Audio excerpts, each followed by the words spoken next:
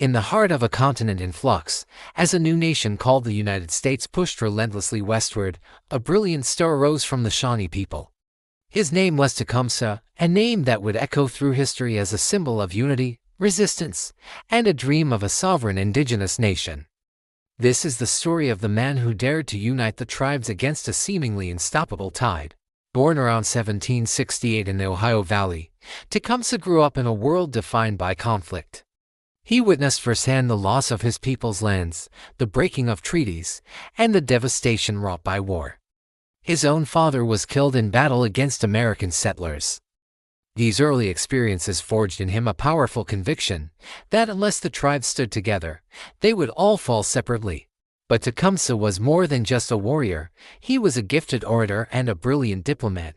He understood that military force alone was not enough.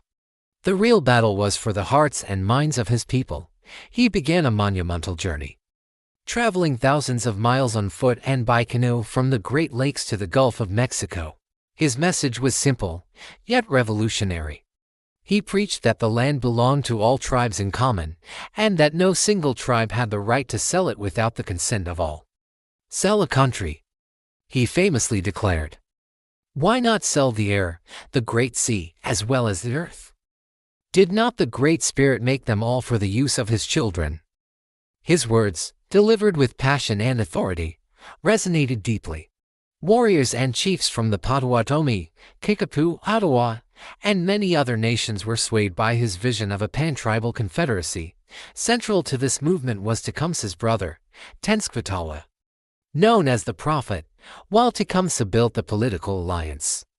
Tenskwatawa sparked a spiritual revival. He called for a rejection of American ways, the alcohol, the trade goods, the cultural erosion, and a return to traditional indigenous values. Together, they established a headquarters, a bustling town known as Prophetstown. On the banks of the Tippecanoe River in what is now Indiana, it became the vibrant capital of their burgeoning confederacy. The growing power of Tecumseh's alliance did not go unnoticed. The governor of the Indiana Territory, William Henry Harrison, saw the Confederacy as a direct threat to American expansion. He was determined to break it.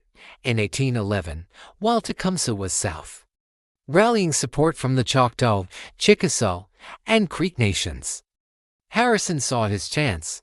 He marched a force of over 1,000 men to the doorstep of Prophetstown. Despite Tecumseh's explicit orders to avoid a premature fight, Tenskwatawa was goaded into action. On the morning of November 7, 1811, warriors from the Confederacy launched a pre-dawn attack on Harrison's camp. The ensuing conflict, the Battle of Tippecanoe, was fierce and bloody, though the battle was technically a draw. Its aftermath was a disaster for the Confederacy. Harrison's men burned the deserted Prophetstown to the ground, destroying the heart of the movement and shattering the spiritual authority of the Prophet. When Tecumseh returned, he found his capital in ashes and his alliance in disarray. The dream had been dealt a heavy blow. But Tecumseh's resolve was unbroken. Just a year later, a new opportunity arose.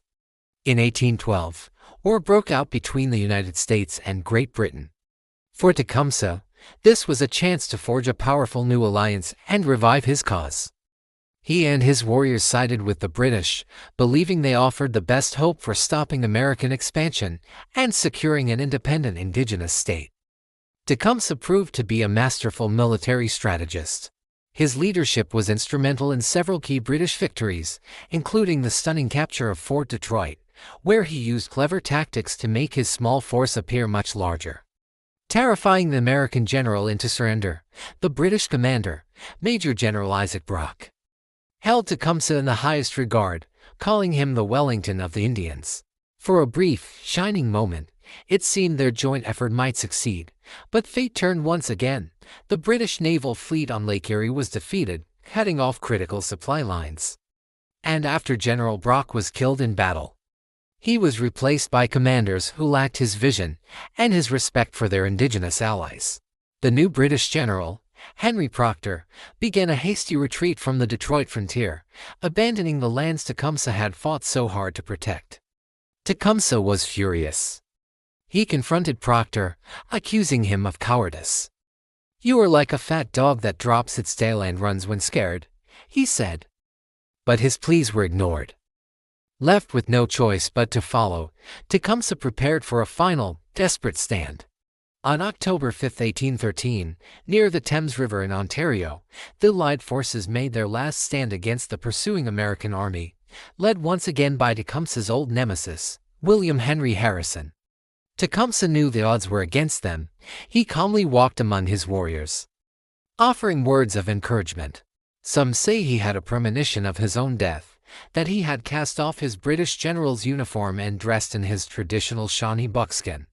In the chaos of the Battle of the Thames, Tecumseh fought with legendary courage at the forefront of the battle, rallying his men until he was struck down. His death was the final blow. With their leader gone, the heart of the resistance was broken. The Pan-Tribal Alliance, the grand dream of a united Indigenous nation, died with him on that battlefield. Though his Confederacy did not survive, Tecumseh's legacy endures. He was a visionary leader who transcended tribal boundaries to forge one of the largest and most powerful Indigenous alliances in North American history. His fight for sovereignty, his brilliant diplomacy, and his unshakable spirit continue to inspire generations. Tecumseh remains a powerful symbol of resistance and a testament to the enduring dream of a people to control their own destiny. Thanks for watching. If you found this story as powerful as we do, please like this video and subscribe for more chapters from history. See you next time.